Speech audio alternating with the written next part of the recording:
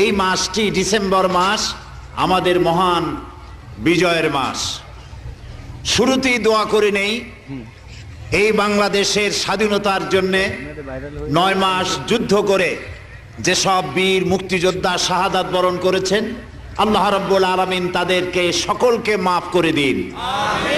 আল্লাহ তাদেরকে জান্নাত নসিব করুন এবং যেসব মুক্তিযোদ্ধারা বেঁচে আছেন আল্লাহ তাদেরকে ঈমান এবং সম্মানের সাথে দুনিয়ায় জীবন গুজরান করার তৌফিক দান করুন।